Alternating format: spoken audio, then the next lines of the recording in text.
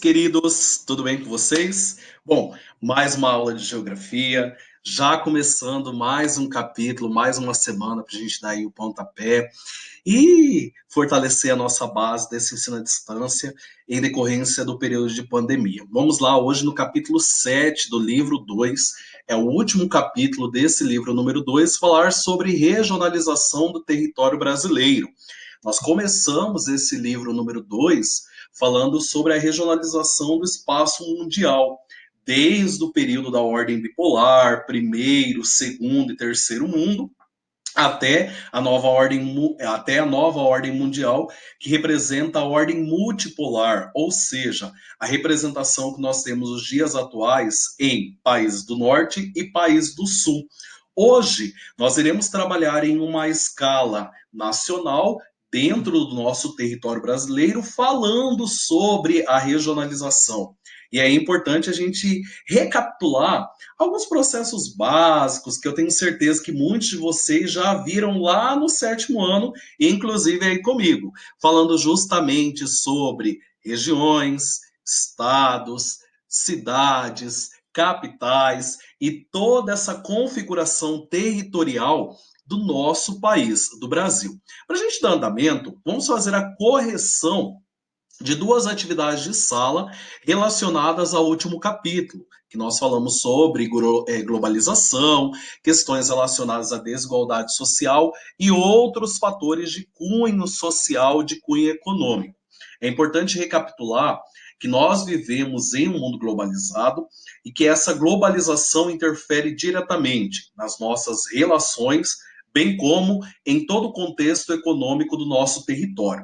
A primeira questão diz o seguinte: no mundo globalizado atual, o planeta parece ter encolhido significativamente. As distâncias se encurtaram, porque com o aumento na velocidade dos meios de transportes e de comunicação, o tempo de deslocamento entre as diferentes regiões do mundo se reduziu bastante. Isso é a base da globalização, tanto é que a referência é a imagem que eu já mostrei para vocês sobre a redução do planeta, mas não necessariamente que houve uma redução em uma estrutura geográfica, mas sim entre as distâncias, favorecidas pela evolução dos meios de transportes e dos meios de comunicação. No entanto, há uma diferença entre os graus de envolvimento e os impactos entre esse mundo aldeia.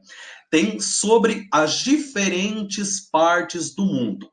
Justifique. Bom, essa questão, ela envolve justamente essa questão de relação de mundo-aldeia, pela extensão territorial, por todo o contexto de evolução que nós passamos. Como que isso interfere em diferentes partes do mundo?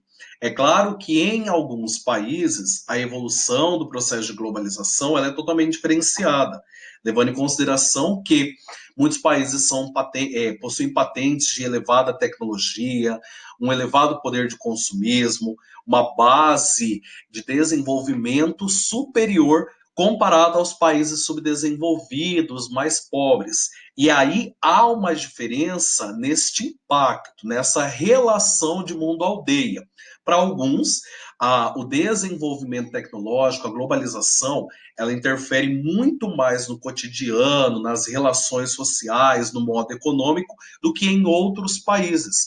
Outros países ainda carecem de uma economia primária, de um modo rudimentar de produção, de um PIB em baixas condições, e é justamente esse fator que acaba predominando sobre o território. Ok? Então há diferença sim, e a gente pode perceber até pelo índice de produtividade em algumas localidades. Exemplo, enquanto Estados Unidos apresenta uma grande base monocultora de elevado potencial tecnológico, bem como todo o processo apropriado pela Revolução Verde, nós temos países da América Central, América Latina como um todo, África e Ásia, que apresentam ainda modos rudimentares de produção, geralmente voltada à exploração de matéria-prima, uma baixa representatividade na divisão internacional do trabalho.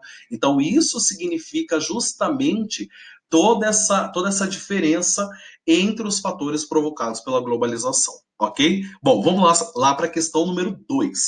A número 2 pergunta o seguinte: a tecnologia informacional tem sido uma revolução na forma de integração de diversos locais no mundo como um todo. O surgimento dela marcou o que para Milton Santos seria o período do meio técnico científico informacional. O que acontece? Para Milton Santos, nós temos a divisão em um contexto social em meio natural, meio técnico e meio técnico científico informacional. Professor, quem é Milton Santos? Milton Santos foi um grande advogado, um grande mestre na área de geografia, um dos principais pensadores da área dentro do território brasileiro. E essa classificação proporcionada por Milton Santos, ela acredita que a partir da década de 70, da terceira revolução industrial, o planeta ele passa por um processo ainda mais acelerado na desigualdade social, nos contextos econômicos, devido à globalização. E esse meio técnico, científico, informacional, ele não acontece de forma proporcional em todo o território brasileiro, ou seja, há concentração de tecnologias, de benefícios, de desenvolvimento em determinadas camadas sobre o nosso território. Pergunta: a abrangência desse elemento tecnológico pelos diferentes continentes do mundo se dá de modo distribuído e igualitário? Justifique. E aí, segundo ano, será que toda a distribuição tecnológica, será que todo o avanço da globalização, ele acontece de modo igualitário dentro de todos os continentes, dentro de todos os países? Bom, é claro que não.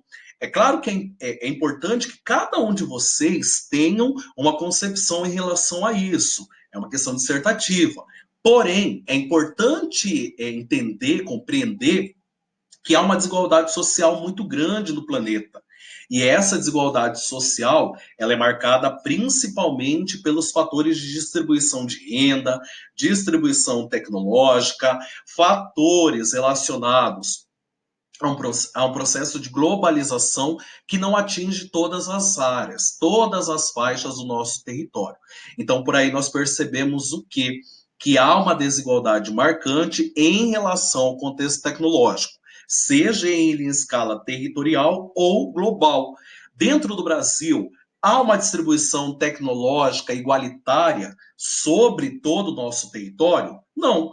Vocês podem observar que há regiões brasileiras mais carentes de tecnologia, enquanto as outras, como a região sul e sudeste, consideradas por Milton Santos como as regiões concentradas, apresentam um elo de desenvolvimento, de evolução, de qualificação muito maior.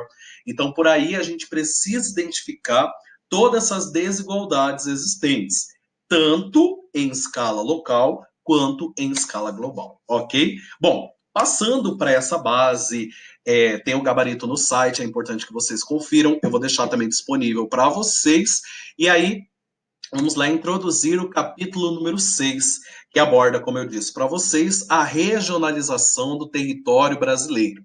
Lá na primeira aula gravada, que eu ainda gravei lá na escola, eu levei para vocês toda essa base do que é a regionalização, qual a importância da regionalização, mas é importante recapitular esses três conceitos básicos: território, região e regionalização, ok? Toda essa base que fomenta a ocupação do território brasileiro e a regionalização provocada e quais os seus objetivos. Primeiro, nós sabemos que a geografia ela trabalha com as categorias de análise. Essas categorias de análise são compostas pelo espaço geográfico a partir da apropriação do ser humano e todas as transformações que ele pode provocar dentro desse espaço apropriado, espaço vivido, todo o espaço onde nós mantemos nossas relações econômicas, sociais, políticas e assim por diante. A partir de um espaço geográfico, nós temos 4 elementos de análise: a paisagem, podendo ser uma paisagem natural ou humanizada, o lugar, um espaço de afinidade, um espaço de relação, o território e a região. E aí nós entendemos essa base do território como um conceito central da geografia que especifica, que trabalha a apropriação de uma área delimitada com relação de poder. Ou seja, Brasil é um território? É um território em uma visão política, em uma visão de apropriação da área, em uma visão voltada principalmente aos propósitos de ocupação. Ou seja, nós temos um poder administrativo, nós temos leis que regem esse território, e a partir de toda essa constituição, de toda essa base de formação, o território apropriado por nós brasileiros, ele faz fronteira com outras bases, sejam elas de modo igualitário ou desigual, ok? Então, este é o contexto base. E aí também nós temos região. Região, o termo região, a base do conceito geográfico, que está justamente vinculada, está justamente associada a todo o propósito de divisão, de classificação, de ocupação de uma determinada área. Mas, professor, por que que os espaços são regionalizados? Por que que os espaços são divididos? Por que a classificação? E aí entra a regionalização, que é justamente o quê? A ocupação de um espaço grande, sendo ele divididos em vários pedaços, de certo modo, várias partes. Para quê? Para atender objetivos, como está aqui mesmo colocado, políticos, econômicos, administrativos. Imagine vocês, dentro do Colégio Coração de Jesus, a direção da escola, a coordenação, ela precisa obter informações a respeito da infraestrutura da escola, a respeito de todo o processo ocupacional, a partir das características pedagógicas. Então, para isso, é fundamental justamente o quê? Uma análise em relação aos alunos, em relação ao corpo docente, e para facilitar todo esse processo, a direção ela vai sala por sala, setor por setor, e isso acaba sendo um processo de regionalização do espaço. Por quê? A regionalização ela acontece no elo de classificação de áreas, para facilitar uma análise, para facilitar uma identificação, alguma característica específica.